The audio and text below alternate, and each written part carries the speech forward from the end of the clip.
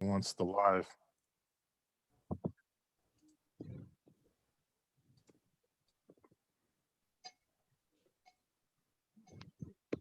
Hey, good morning, everyone that's here. If you'll just kind of get settled in, we will get started in about a minute or two. Administratively and from a technology standpoint, we're getting our Facebook Live up and running. But again, good morning, everyone.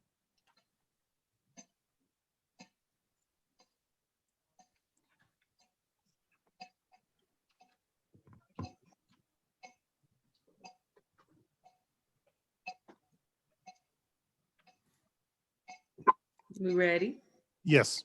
All right. And Good morning, everyone. Go ahead. You want to do the intro, Ken? Go ahead. No, go ahead. No, go ahead. I'm a Good guest. Hello, everybody. Happy Tuesday. Welcome to the last week of Minority Mental Health Awareness Month. And I definitely want to shout that out, being a mental health professional. But you are tuning in right now to our Urban Chamber Healthcare Roundtable titled Our Health, Our Business, where we talk about public policy, public health, and healthcare of all sorts as it pertains to our small businesses here at the Urban Chamber. We want to give a shout out to our chamber president, Mr. Ken Evans, who is here on with us and was the mastermind behind us getting this healthcare roundtable started, because he has a deep interest in ensuring that those of us small businesses that impact or intersect with the healthcare industry in any way have access to knowledge, information, and opportunities for procurement to grow our businesses, as well as continue to serve our community. I am joined today by my two co-hosts. I'm going to allow them to introduce themselves. Elisa Howard. Hi, everyone. My name is Elisa Howard. I am a public health servant leader. I own Minority Health Consultants, and I'm a community health worker instructor. And Janice Wiggins. Hi, good morning, everyone. Thank you so much for joining us. Again, my name is Janice Wiggins.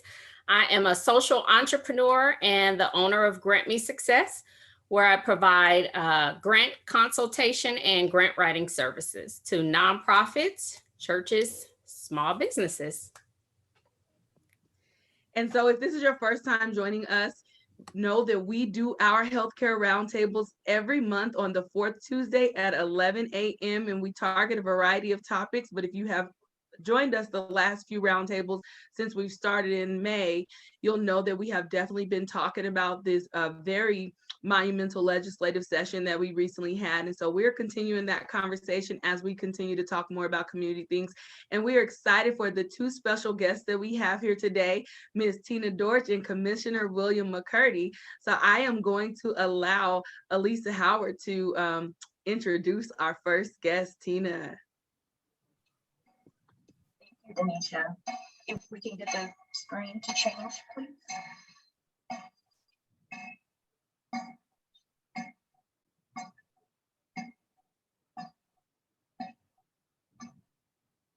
Well, until that happens, I'm going to introduce Ms. Tina Dortch. Tina Dortch is the program manager over the Nevada Office of Minority Health. I know her personally from this standpoint of her first getting into the office and being on her advisory board as a proxy.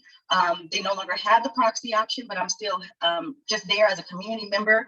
And Tina has a great love for minority communities. She really wants to help, and she has very innovative and creative ideas coming from a different sector of work, such as construction. And so she brings those ideas to the table to make the office a better place for all minorities in Nevada. And screen change, please. Welcome here with us, Tina. Okay, go ahead, Janice. Introduce our second guest.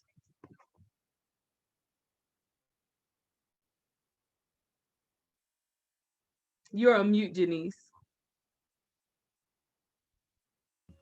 That would be helpful, huh? I'm doing this grandiose introduction and nobody's hearing me. So we are joined by the auspicious Commissioner William McCurdy II, and he is the Clark County Commissioner with District D. You all may know him as serving in the Nevada State Assembly as well. And so we are just so grateful to have him here representing District D with Clark County, and happy to have him here joining us today. Welcome to both of our guests again, and thank you again for all of you who are in attendance here with us. What I want to let you all know is that we are going to take some breaks throughout this webinar for you all to be able to ask both Tina and Commissioner McCurdy some questions. We're not going to wait to the end. So you see the Q&A box, and if you have some questions, you can go ahead and type them. And as the conversation flows, but we will be stopping at various points throughout our session today to take your questions. So if we can go back to actually Tina's slide, or even just stop sharing, like y'all know, our flow here is very conversational. And so Tina, we just want to welcome you again. And can you let the people know what the Office of Minority Health, the Nevada Office of Minority Health and Equity actually is, and what you all do? Well, I also want to take a moment and just say I'm very humbled to be here, and I'm so very, very happy that I'm able to make this introduction through this platform to some, and to reintroduce to others that this is an office and a program of the Department of Health and Human Services on the state level, and that we are, by virtue of legislation from the 79th legislative session, very, very strategically placed. We are now a program of the Director's Office within the Department of Health and Human Services. And also through that legislative session, specifically legislative bill number AB 141, our focus was redefined. We are no longer a disease-specific entity, but we are more focused on reverting disparities through systemic change. And by being placed in that director's office, we have the ability to impact that change. And I'd also like to mention that the office, while our mission will always be, and our purpose will forever be, improving the quality of healthcare services for members of minority groups and access to those services in an equitable way, we've now very mindfully expanded that to talk about more disproportionately impacted communities. So it goes well beyond just race and ethnicity, Denisha. We're looking at those who maybe identify as differently abled, those who identify perhaps from the LGBTQ community or as SGM minorities, and even geographical disparities that may come to light if you are in one of our more rural locations and don't have access to resources. And then lastly, what we also do that I think is part of that systemic change, Janisha, is that we look at the determining factors of health. Our office works with entities that you might consider somewhat non-traditional or non-health specific, but they really do at their core have the ability to impact the entire community's health. So, working with university settings, working with other agencies of state government that don't have health as their direct widget, we're able to impact change on that level. And then lastly, I like to think that the office serves to legitimize those trends in the community that we see that sometimes don't have the proof of evidence-based research to support them, but we know they're significantly hindering the ability of the community's way to achieve holistic health. And the office can then amplify those trends, putting them in front of legislators, commissioners like Mr. McCurdy, and others who can then create policy. And then that works in reverse. We take those policies and show the community how to implement them. That's kind of an overview of the office. Can I jump in there really quick? So thank you so much, Tina, for that introduction of the Nevada Office of Minority Health and Equity. I know that sometimes in government, we can be heavy laden with acronyms, and you said one acronym that I'd like for you to share. No, it's okay. We're all here for education purposes. You mentioned SGM minorities. Can you share what that acronym means? I'm very happy that you asked for that clarification. I'm going to tie bar that to a legislative rationale, since that's part of why we're here. Senate Bill 109 has at its core the collection and further stratification of data collection to include SGM, and that is sexual orientation, gender identity minorities. So our LGBTQ brothers and sisters, we are trying to elevate and amplify that this community is a demographic, and it's a demographic worth tracking and tracing, because we know how departments like Health and Human Services work. If we're not tracking it and tracing it, we're definitely not going to be responding to needs. So Senate Bill 109, which was sponsored by Senator Pat Spearman, moves to further stratify data collection, starting with health-focused entities and activities to modify your intake protocols, for example, to not only collect racial and ethnicity data, but to also collect SGM data. Wonderful. Thank you so much for that elaboration. I'll All right, try to be Tanisha. better and control my acronyms, Janice. No, it's okay.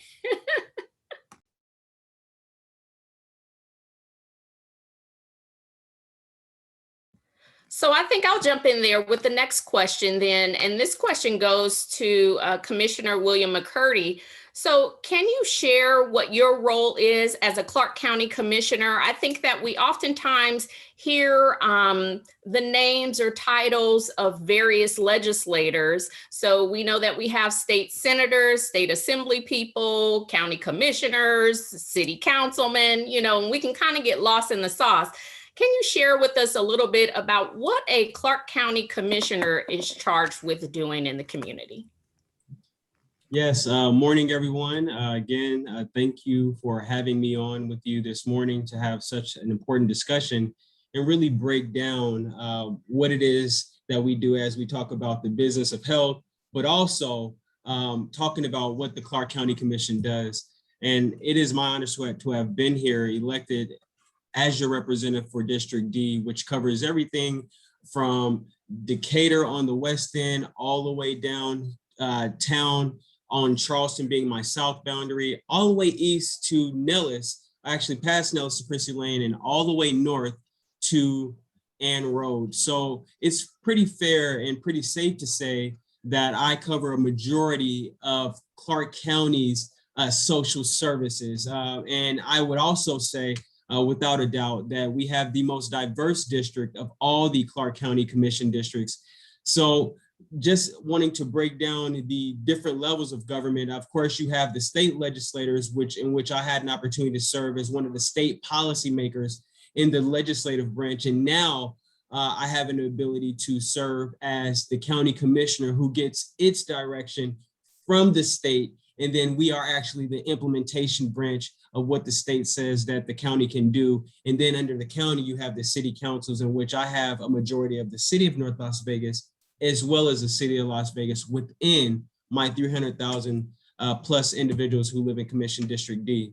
And what we are charged with doing, in short and basically in a nutshell, is we're responsible for all the social services in Clark County, in addition to all of the economic development in Clark County, from business licensing to zoning, and saying what can be built where and how far away it has to be from your home, as well as to look at all of the opportunities for improving access to public health by being the board chair of the UMC Board of Trustees.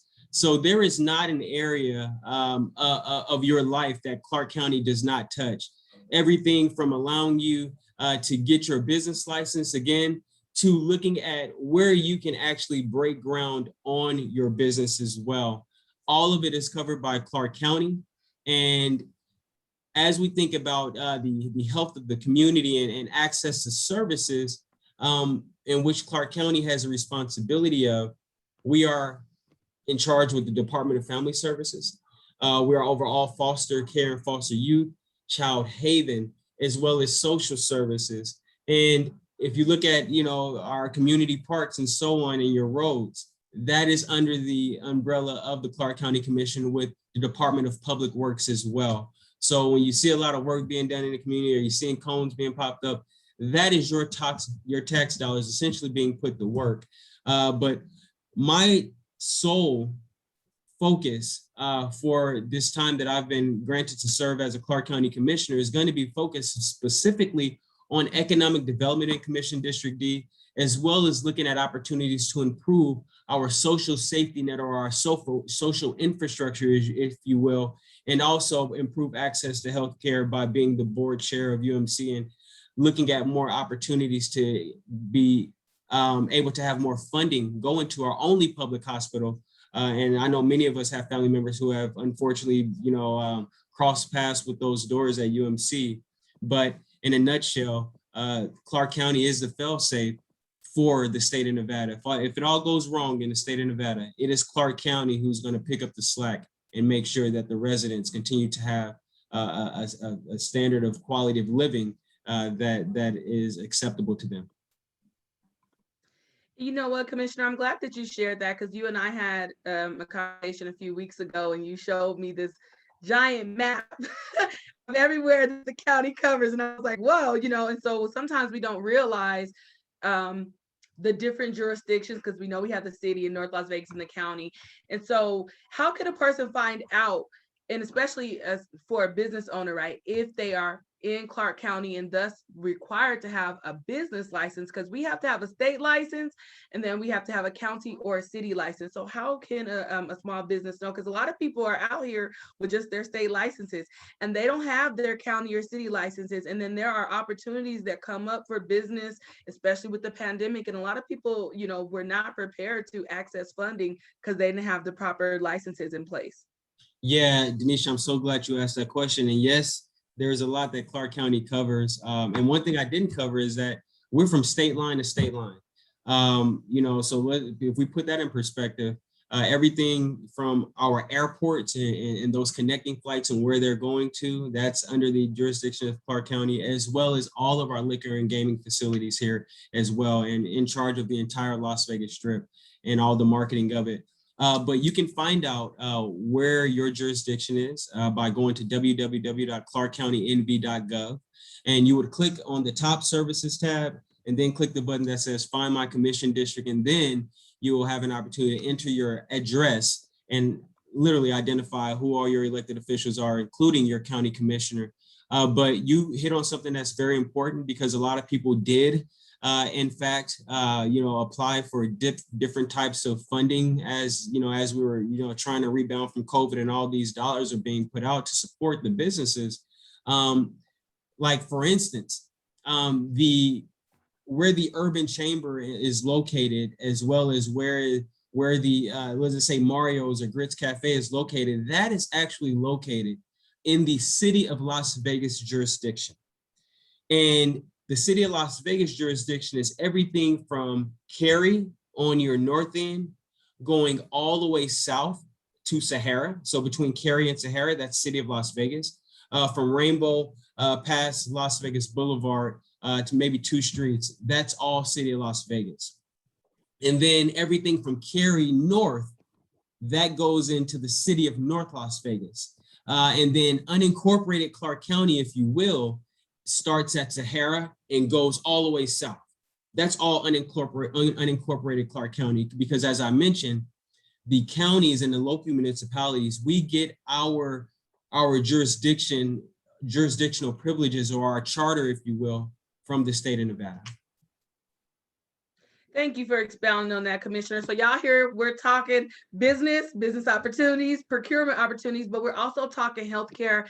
And so if you have any questions for Commissioner or Ms. Tina Dortch, please go ahead and put them in the chat. For those of y'all out there in Facebook land, hey, please send us your questions as well, and Delisa will get them to us so we can get them answered. I want to shift back to you a little bit, Tina, if that's okay. I know that you already mentioned some of the bills that pertain to your office, but just so we can hone in a little bit more specifically to this past legislative session, were there any ones that maybe did not get passed that your office really wanted to see get passed that could have, well, that would have been beneficial to our community? That is such an intuitive question to ask, because I'm certain we will circle back and talk about those that did, but it's so important to not lose sight of what we weren't able to accomplish, because those are still some very important actions. And preparing for this question, I thought about 2 in particular, or 1 in particular, I'm sorry, but it was a very nuanced bill. It was originally Senate Bill 302. And it had to do with creating an opportunity and a pipeline through which resources were distributed that were akin and aligned with the degree of disproportionate burden that a community was experiencing. Mm-hmm. That was so critically important. I can't state that enough, and maybe I should restate that in a way that adds additional impact. That if a community can demonstrate that it is overburdened by some type of health disparity causing circumstance or phenomenon, say COVID, that if there are dollars to be expended, such as the American Recovery Plan that's coming out right now, we would have been able to have an overlay, a filter of sorts to ensure that dollars are proportionately allocated. It would have been one of the criteria when distributing those dollars. So we didn't quite push that across the finish line. That was a big loss for me, but there's opportunity to try and cultivate that concept right now. My office is working in partnership with UNLV and also with FEMA to try and develop a pilot that is going to start creating socialized, localized SVIs, social variants of indicators that identify exactly what the need is in a community. You've heard of these when you're doing a grant application. You have to demonstrate your needs and do a needs assessment. Well, these vulnerability indexes, Denisha, are right now somewhat under question because they're from a very larger perspective. They need to be truly more granular in order to really reflect what the needs of a community are.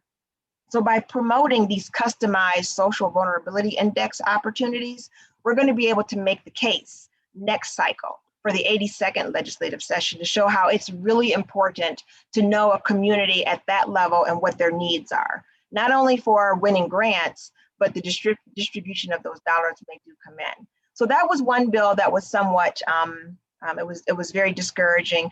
And another component of that bill, Denisha, had to do with health impact notes. It's somewhat related to that concept I just mentioned, but in essence, it says if you're going to bring to the legislature a BDR, a bill draft resolution, you have to demonstrate the impact on health that it's going to have. And remember, that goes back to my comment that it may not be intuitive to you that I create opportunities in the transportation realm. You affect health. How often and at what frequency you distribute your curb cuts, for example, that regulation can impact health. How often you have a stop for bus transportation, bus stops, that can impact health. And so if you're going to be presenting to the state's legislator a BDR, accompanying that should be a health impact note. Again, that did not make its way through, but we also, again, never give up. So the office is working with UNR in this instance, and through its public health training center to create an evidence-based outcome and model to demonstrate how health impact notes can be done. And I think in defense of our current legislative body, it was so, though we call it silly season, right? It's such an expedited process to go through legislative actions in our particular world of a bifurcated legislative session. I just think that we didn't have time to make the case. So we're going to make it outside of session and bring both of those concepts back up, Denisha, during the next legislative session. We've already identified some potential sponsors, so I hope to see that again. And I appreciate you sharing that. And we're definitely going to get to the ones that did pass as we move along with opportunities for these small business owners here on it.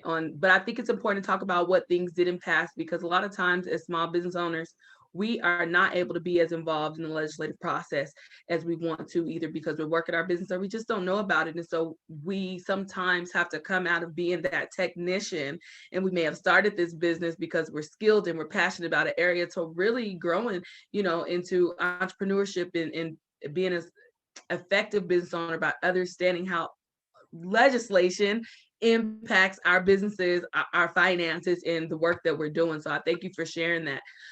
Commissioner, we're going to bounce that question to you. Were there some bills that you all were hoping to get passed this past session that did not?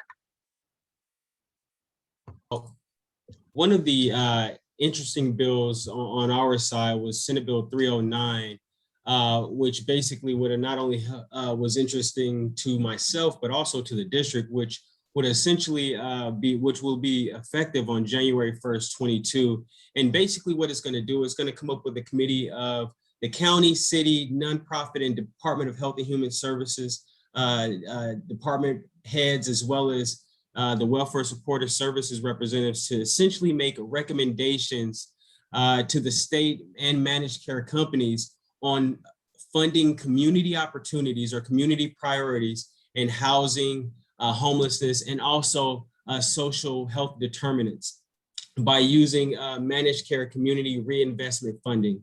This is going to be incredibly important as we think through how are we going to essentially rebuild the community that is responsive to the needs of those who are struggling with the very basics, which is housing, health and safety, security, as well as when we get to this point, we'll also, I believe, going to discuss food insecurity as well, because you can't be healthy and you can't be safe without housing and food. So, which is essentially Maslow's hierarchy of needs.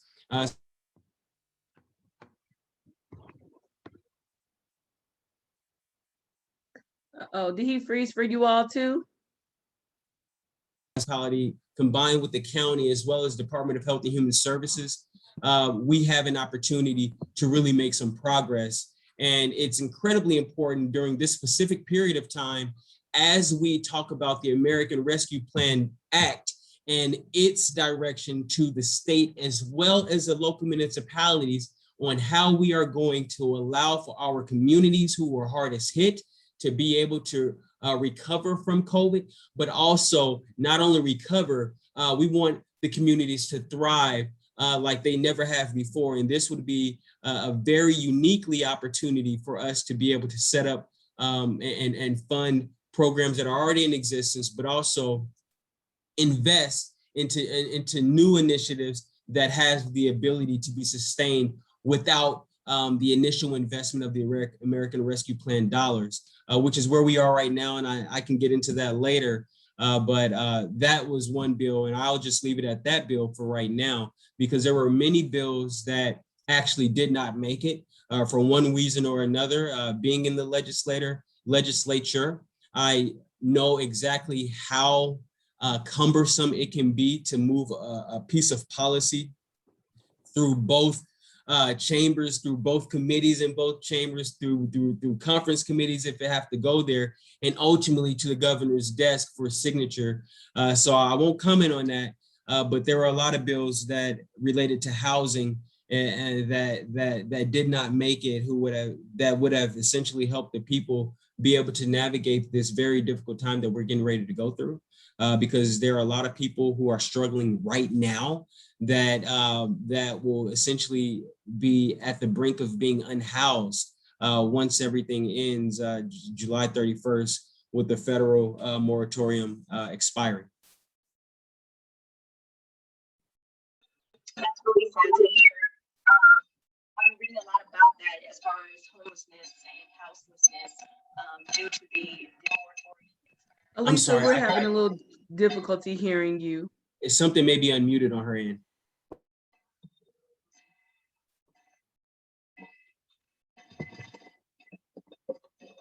Okay, can you guys hear me? It's a little better. It's like your speaker is a little echoing and far away. Which is really weird because I'm right up on it. Girl, just speak with your chest. And if you have two devices open, maybe say if you have your computer and a cell phone open, mute one of them.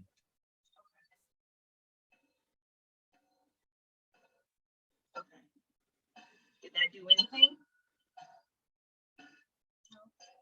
We'll make it work, Elisa. Go ahead. We'll make it work.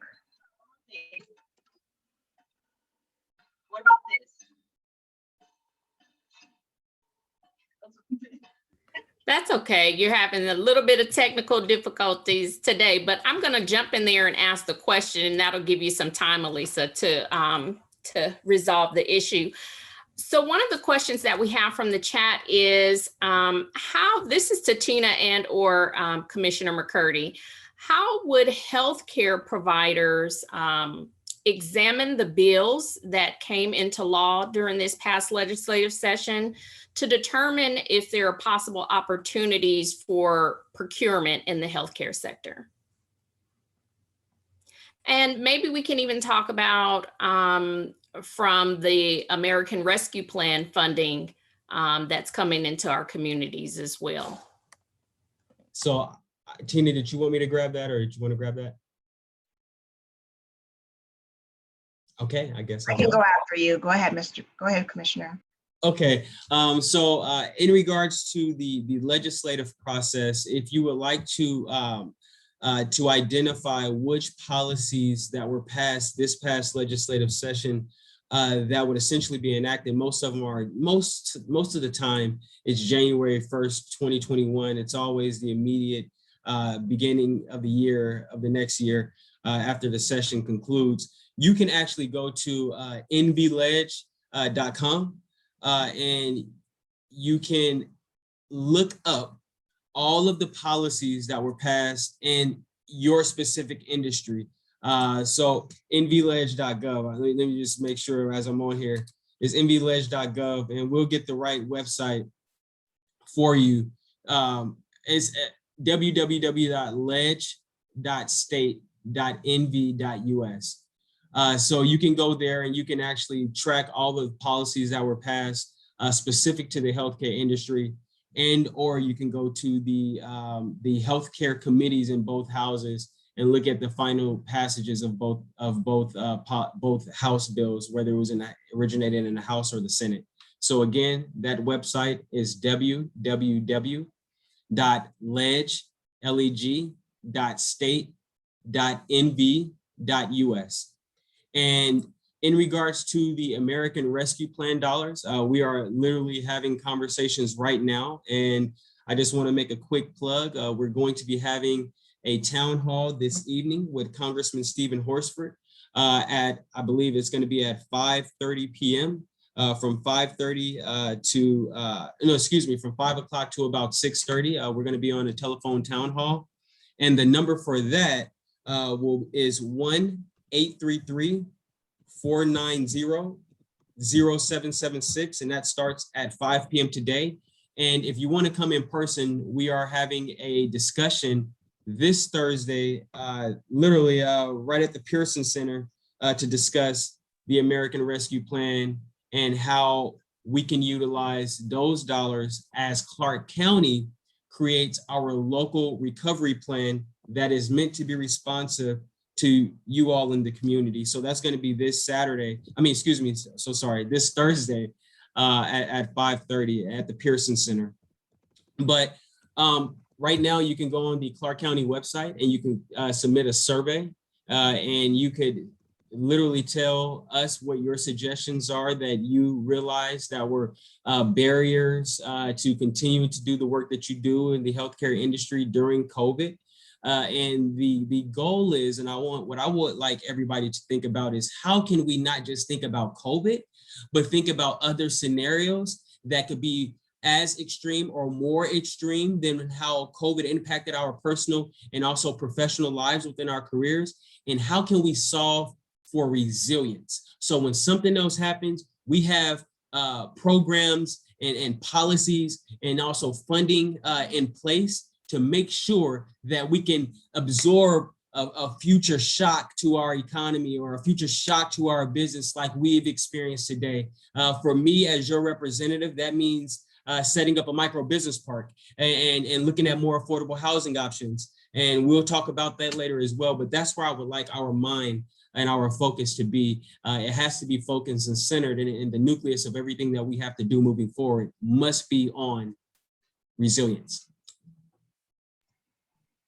Mr. Commissioner said that very, very well. And I can add a bit of nuance to that, Commissioner, and add that in two parts I'll answer. When it comes to the community and the business community in particular, intersecting with legislation that's been passed, I know for a fact that my office, we are tasked with actioning certain bills where we're identified as being key players or responsible points of responsibility. And those kickoff meetings, we're tasked with identifying who those community partners should be to be a part of the process. While I think the question talked about for procurement opportunities. So in this example that I'm going to give, it's not a procurement opportunity, but it's an opportunity to affect policy. Senate Bill 390, which is a huge bill if you're not familiar with. This is the bill that is going to be basically actioning the state's opioid settlement fund dollars. It's going to also be creating a advisory committee for a resilient Nevada. And what that committee will do is help make recommendations per a needs assessment, there's that word again, on how the dollars should be allocated. I am very happy to report that of the 3 bodies responsible for identifying appointees, it's the Attorney General's office, it's the Director's office for the Department of Health and Human Services, and then the Office of Minority Health and Equity. And we have 7 positions to fill. And a notice is literally with our public information officer right now. So we'll be distributing that through Elisa and Denisha and Denise's amazing network to get input for recommendations. There's, as I said, 7 profiles that I have to fill, and I'm looking for the best, most diverse and inclusive candidates I can find. Lived experience is highly valued when it comes to this particular issue.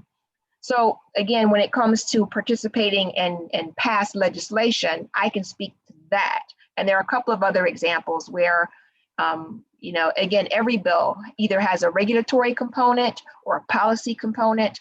And if you are a business person, you may be tapped if you have a license renewal process that's involved in the pending legislation, and it may require some type of cultural competency training. And then that will pull my office into it.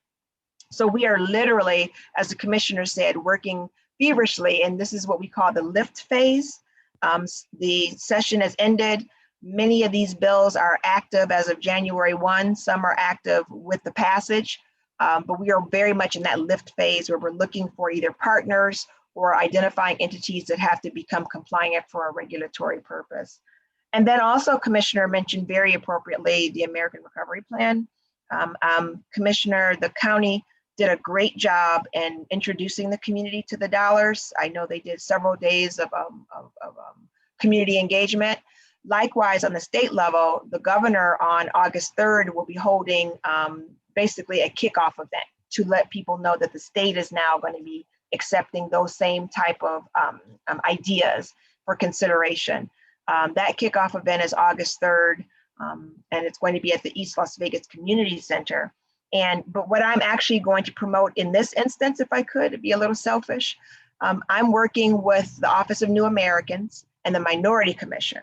We're going to be doing an outreach brainstorming session where we bring some of those lesser known nonprofits that aren't always a part of the bigger push for these kickoff events to make sure that, again, that grassroots response level is aware of this opportunity. We're going to use that particular session to have those participants come together and strategize for partnership opportunities and present proposals that perhaps convene some non-traditional partnerships that need funding and are going to make a huge impact in the community.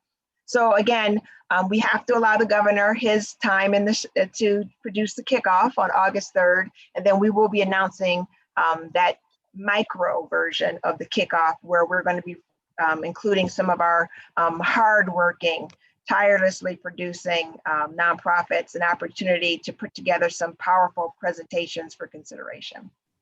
Tina, can you be sure to send us that information of that meeting for August 3rd so that we can distribute that out to the community and help to share that information, as well as everything that your office is doing as well in partnership with those other organizations that you mentioned? And for those of you who are registered on this webinar, you will get not only a recording of this so that you have this information, but as we begin to push out the resources and information that is shared here, that's why it's important that you all stay registered and keep showing up, because you'll be on that list to get it. And I would just want to give Lauren Parker a shout out from NDO Wellness, because she has been working behind the scenes to help us ensure that we pass along the information from our healthcare roundtables. And Tina, as you speak about the opportunities that are coming, can you guys hear me? Oh, I looked at all of your faces. I was like, oh no. As you talk about these opportunities that are coming, I do hope that small businesses that are not nonprofits are considered as well. That's one of the things that I'm really big about when I'm on these advisory boards, is that everyone is not a nonprofit. Sometimes the work is getting done by small businesses like myself or Janice that are just, public health firms. And so I just wanted to say that. But also, as you speak about resiliency, and Commissioner William speaking about resiliency, I was on a call the other day where I was shown a grant that the Department of Public and Behavioral Health, is it still called that? Okay, they change their name sometimes. That's where I used to work, the Department of Public and Behavioral Health. They awarded Healthy Communities in Northern Nevada a $4 million grant. The reason for this is to implement community health workers as the resiliency plan. And though there have 30 community health workers in Northern Nevada and 20 down here in Southern Nevada. Don't ask me about the split, but I did bring that up, that we have most of the population down here, so it should be reversed. But hey, the whole point is community health workers are those bridge between the health and human services, the public health entities, and the community. And so they come from lived experiences. And the goal is to get community health workers in nonprofits, in hospital settings, in our governments, in our Nevada partners, non-traditional places, so that they can be that interim and that bridging those gaps between the community, but helping in all sectors. Just because they have the word health in it, don't let that fool you or sway you. They are definitely liaisons from the community. And so I'm really excited to hear about that, only because that is part of the resiliency plan from a different perspective. But I really do think that that's going to help Nevada for the next possible thing to come. And if we would have had those community health workers in place in all communities before the pandemic, I truly and highly believe, for the past 3 years, I've been screaming this from the top of my lungs, that we would not have had the impact, the morbidity and the mortality rates in most minority communities. So I'm really excited that we are getting these community health workers and that the state is actually funding these community health workers, and the CDC is involved in this money as well. So I just wanted to bring that up. And I want to thank you, each of you, for always keeping me focused. And absolutely, Elisa, when I talk about the gathering and convening that my Office of New Americans and the Minority Commission will be hosting, we absolutely will be including those private businesses as well that are doing, yeoman's work in that particular space. So forgive me for not being clear on that. And then to your point about community health workers, I want the community to realize that there's two major jumbo grants that the state is really working with that affects community health workers. It's the CDC, Center for Disease Control, Health Disparity Grant. And it has a component to, as you said, train community health workers, but there's also a specific CDC community health worker grant that's going to be coming out very soon. Between those two, there's going to be about $7 million in our community circulating specifically to train community-based health workers. And one of those two grants, don't get me to say which one is wrong, but I feel very confident between the two, we will see a lot of those dollars. Again, if we had this reliance on using disparity-related filters, it would definitely have looked different, but food for thought. But one of the grants is absolutely going to be looking at 8 specific zip codes in highest need, and then the other will be distributed per your the scenario that you mentioned. So I'm excited about those things. I also, if I could, maybe use this as a moment to mention that my office is, as a result of that health disparity grant, hiring 5 people. And one of those people, and thank you to each of the hostesses, they are helping me to circulate that opportunity. And I am literally interviewing as we speak. One of those persons will be responsible for a statewide community health plan. And we have a large berth as to how that's going to look in the content and the deliverables that are specific to that. But intrinsic to that are 2 pieces. There must be a language acquisition component, and there must be a emergency responsiveness component, so that resiliency is built into it. So I'm excited about filling that. That's one of the 5 positions. And then I have a 6th position that's related to new legislation. Senate Bill 424 has created within the governor's office, the Office of Public Health Response. And that person is going to be working with a counterpart in my office by the same title. And they're going to be looking at the public health infrastructure pipeline in totality and looking for breaks in that pipeline and how So will people be able to go to your website to find the information and what those positions are? It is not on my website because these are contractual positions. And the Ah. process has to start through our sourced hiring agencies. But I can, at the end of this call, resend the flyer that does direct you to the 2 agencies that are working to help us. So unfortunately, Denisha, no, we have to follow that particular hiring protocol. Well, and I am glad that you went into that, because that was actually one of the questions from our Facebook. People are wanting to know what jobs are being being looked to fill. And I think that, you know, when you brought up the advisory committees, things like that, we see how important it is, because when it is things like this, it's not just a website you can click. So you have to be involved to know what's going on. And so I want to lead into, I see Commissioner McCurdy went off. I was actually coming back to you. Just segueing into that a little bit more, when we talk about this allocation of funding from north to south, or ensuring that we have culturally linguistic or competent providers or people in place for this funding, there is a question specifically asked, how can participants, the people here on this call, influence the allocation of resources in the state of Nevada? That's an extremely pertinent question, especially right now. Like, for instance, last Tuesday, we had a discussion on just small business and nonprofits, and we had little to no representation from the Black community. And that is, in my opinion, you know, I know that we post these flyers and stuff that goes out, but we had no representation.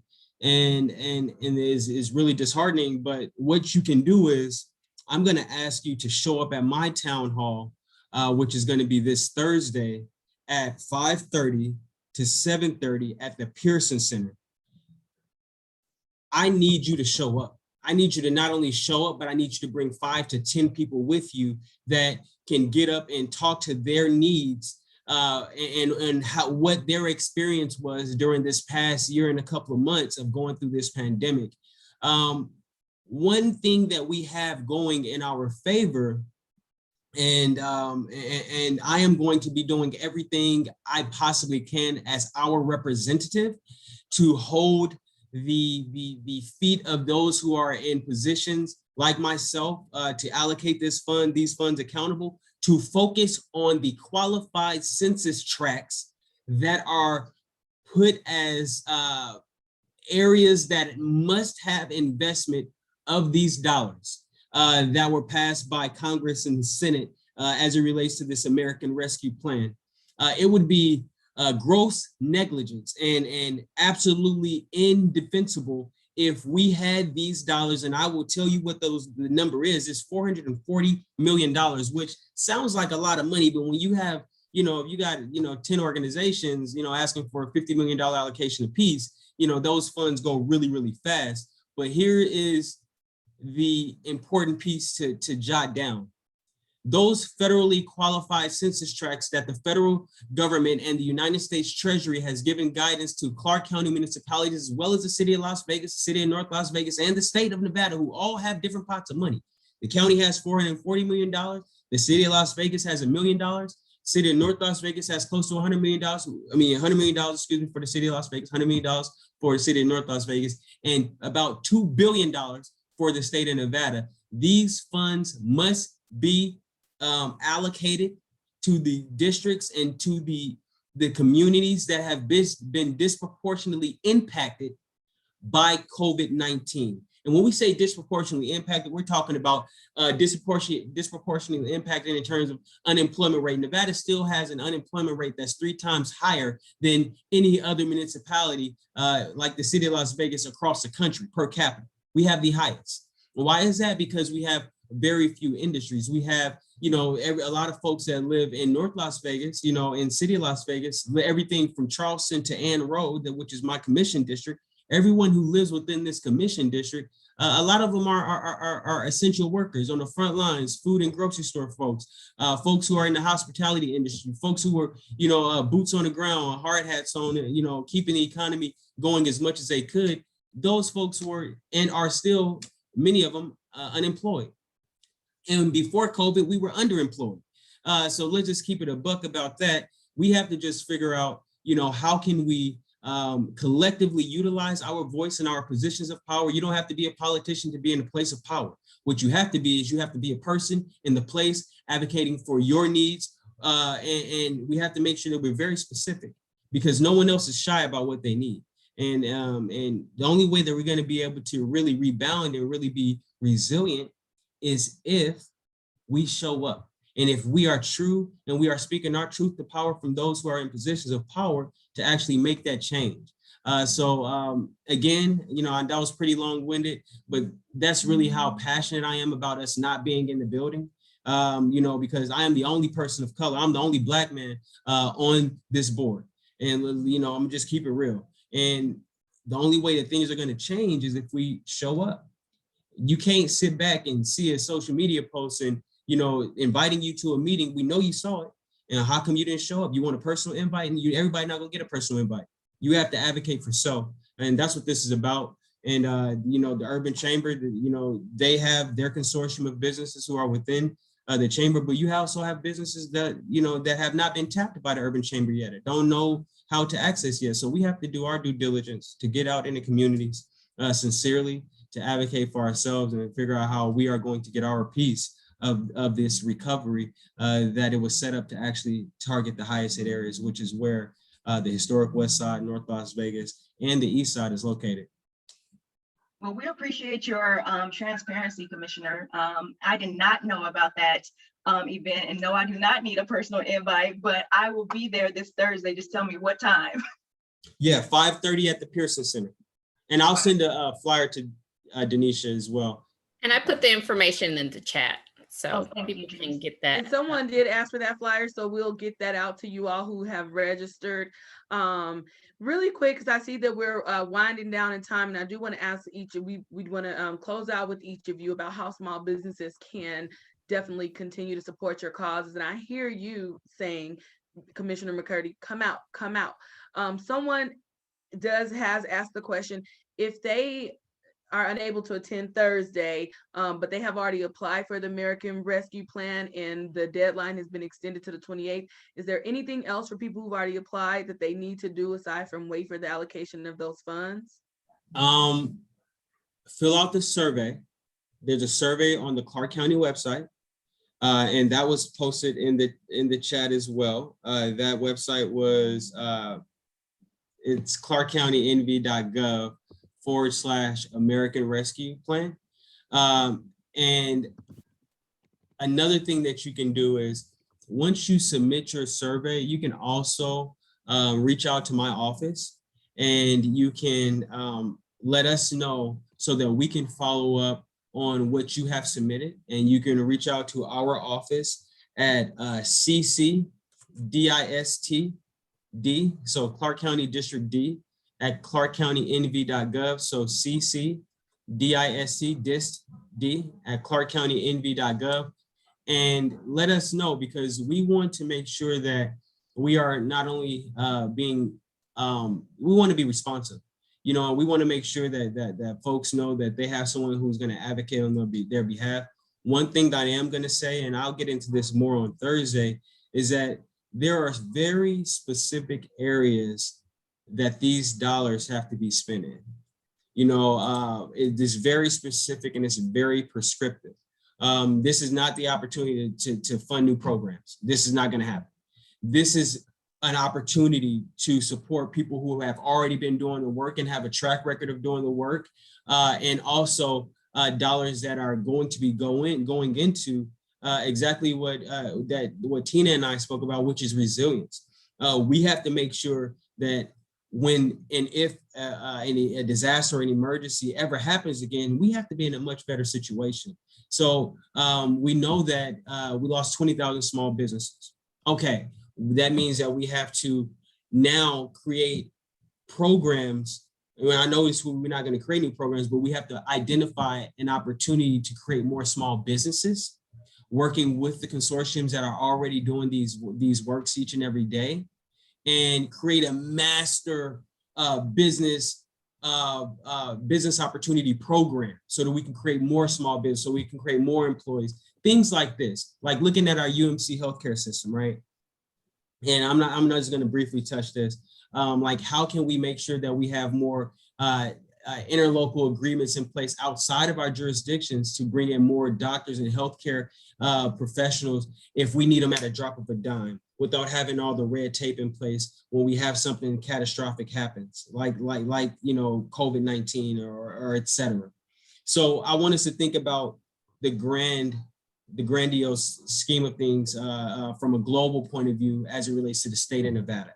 And that's part of the reason why we have this healthcare roundtable, because I think a lot of times the small businesses, I know I struggled in the beginning thinking bigger than just, the service that I was doing.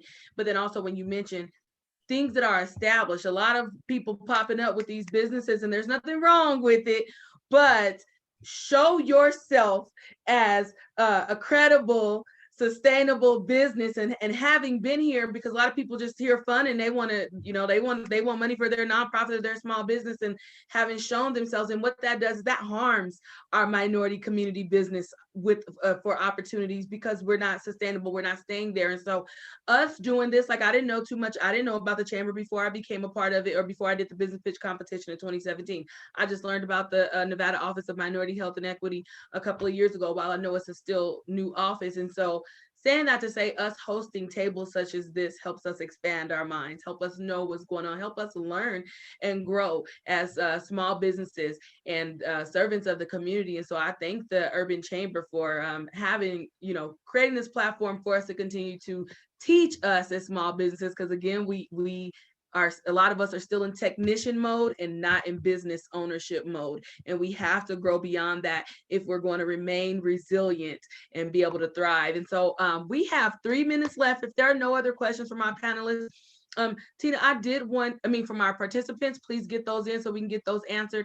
I wanted to ask you what the community could do to further support the Nevada office, but if you just have any lasting words that can include that answer, that would be great. Thank you for that opportunity. I'm going to try and use 2.5 of those minutes and talk about a resource that the office does provide. And it's really a mutually beneficial dynamic. It's not what we do for them, it's what we do for each other. And the office has, if you go to our website, it's a not user-friendly website, but dhhs.nv.gov/programs/CHA/MH/. And you get to my website or web page, the Office of Minority Health and Equity. You're going to find our Amplify Equity Toolkit. What I love, Denisha, about our toolkit is not a static document. We have a staff person who is dedicated to walking community members and business practitioners through the various 4 strategies. They're broken up into outreach and public awareness strategies, contact tracing and emergency response strategies, action planning and reporting strategies, and cultural literacy strategies. So what we can do for each other is, whether you are an individual entity or person who is health specific in your mission, or whether you're not, we all have a role that we can play in that public health infrastructure pipeline.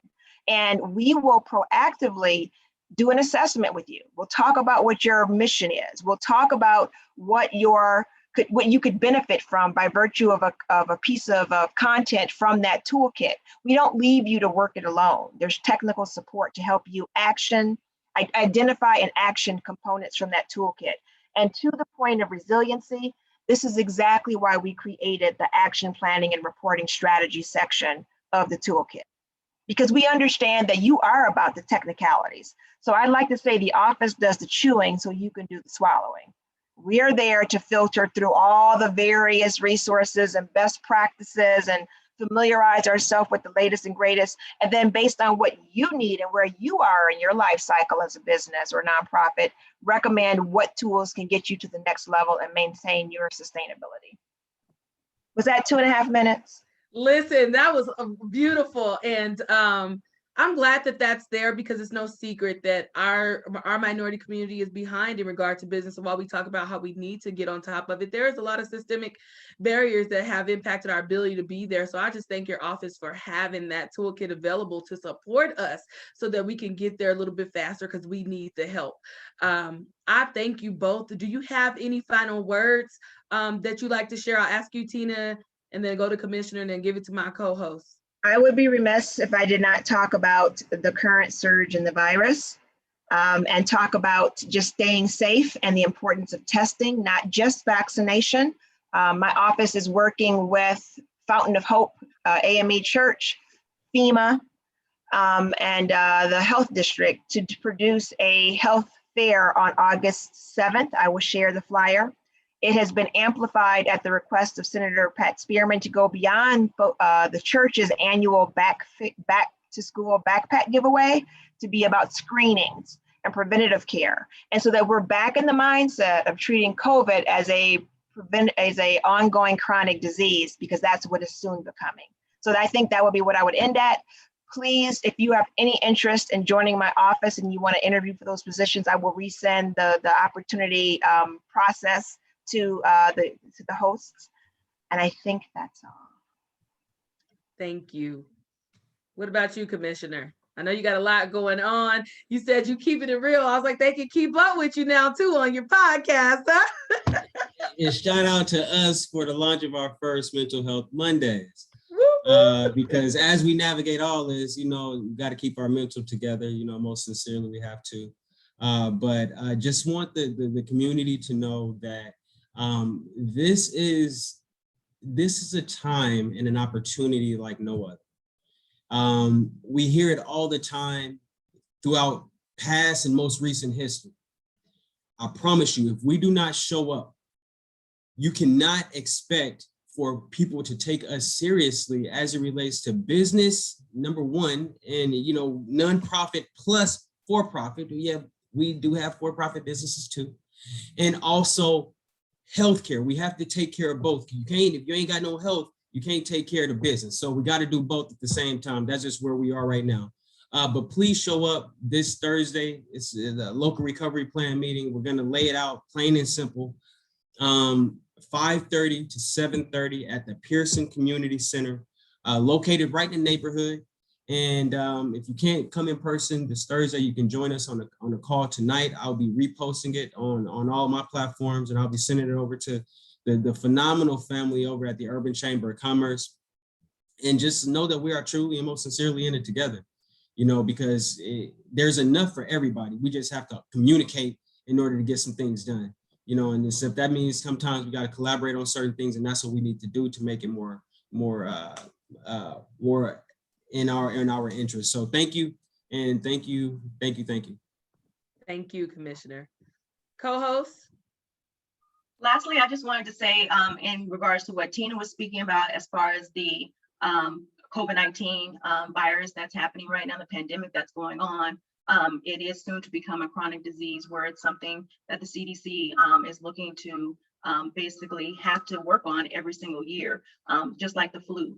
My company, Minority Health Consultants, is working with Black businesses, Black small businesses, or just businesses in general, and with the Black churches to put together COVID-19 testing, but also vaccination clinics at their actual church. And these can be done outside, so it's safe and everyone can social distance. So if you need anything like that, if you're in the community and you have a health fair or anything coming up, or you just have a food pantry, we can partner with you and bring a COVID-19 testing or bring vaccinations. The last thing that I would add is just thank you to everyone for always supporting us three women, Danisha, Lisa, and myself. You may know us as Savvy Women Talk. And Danisha brought us into the Urban Chamber along with Ken and said, will you guys help me to implement this healthcare roundtable? We've been doing these since April, and we've been getting great support from the community. We've been having excellent panelists. And again, we just thank you so much, Tina and Commissioner McCurdy, for joining us. We will continue to share the information out through our businesses, our personal social media, the Urban Chamber, and Savvy Women Talk. And thank you so much for attending. To all of our attendees, thank you for being here with us. And I know we're a little bit behind, but we started a couple minutes late, so we're kind of actually on time, you know. And for those of you out in Facebook land or just having more questions, make sure you register every fourth Tuesday at 11 a.m. We will have a healthcare roundtable, and we will definitely be having some of the guests that you've seen back, because as you can see, they're a wealth of information, and we kind of have to keep having this in our faces. Listen, July is Minority Mental Health Awareness Month. If you or someone you know need help with mental health support, go to mhsbehavioralservices.com. We are for profit, but for those of you who need some nonprofit support, we have solutionsofchange.org. I appreciate all of the support of the community. We hope that you have a wonderful day, and we'll see you next month. Bye-bye.